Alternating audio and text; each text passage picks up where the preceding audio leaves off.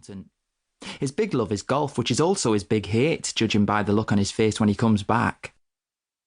Mum works in HR, which I think is where you deal with people who hate their jobs. So why did they have to go and be vaguely adventurous?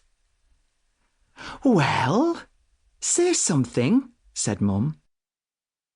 But it's hard to find words when your brain's out of order. I finally found one, hiding in a corner. When? Mum took a big breath.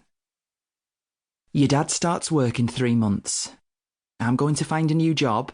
In the meantime, we'll start searching for a new home. Tick, tock. But we've got a home. Mum and Dad swapped looks, as if to say, who's going to take this one?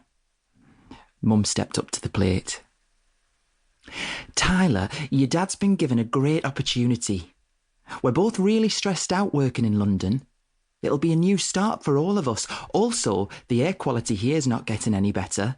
It'll do my asthma the world of good to get out of town. And we'll be nearer Gran and Grandad in Derby. She'd obviously been working on that list. And then there's the crime, she continued. What crime? It's all around us. A boy got stabbed in Richmond last week. 3 stops away on the tube. Big deal. It was a pretty big deal for his parents. Mum gets worked up about stuff like that. Even cries at the news sometimes. Where will we live? Said Tallulah. We'll find somewhere nice, said Mum, smiling at Dad for support. Maybe a village somewhere. A village? I spat with as much disgust as I could muster. Or a small town. I don't want to go. Lots of families move. Lots of families stay put. I want to stay here. Dad looked at Mum as if to say, told you, he'd be a nightmare. You've got to give it a chance. But I didn't want to give Yorkshire a chance. I didn't want to give anywhere a chance. I wanted to stay here, where I live.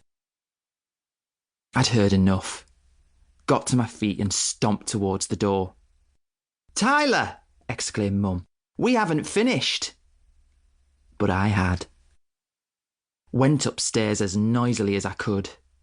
Kicked open the door to my room, swept all my maths books off my desk and fell backwards onto my bed. How could they do this to me? I've got everything I want here. Everything. My squad.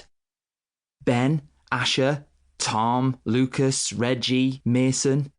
Brentford FC, a bus ride away. A school I don't hate anywhere near enough to want to leave. And last but not least, I've got London, the city with a squillion things to do. The place everyone wants to move to. So what do? Leave it for some crumbling village up north.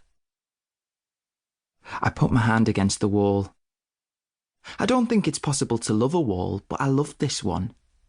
And the 3 I couldn't quite reach, and the bedroom door, and the floor, and the windows, and the ceiling. It wasn't the greatest house in the world, but I suddenly realised how much it meant to me. It was part of my life. A picture popped up in my mind. Me in the hall in a Moses basket, 1 day old. It's the only home I've ever known. I took my hand off the wall and put it to my face. The cool felt good. My face was burning. Didn't think I could get emotional over a house. But that's what their news had done to me. Tears began to escape. They didn't want to go to Yorkshire either. They wanted to stay here, where they belonged. But I knew deep down it wasn't going to happen. I'd seen the looks on Mum and Dad's faces. They'd made their minds up. We were leaving. Chapter 2. Fast forward 6 months. I now live in Ilkley, West Yorkshire, and I hate it. Our new house has all the usual stuff. Front door, windows, drain pipe.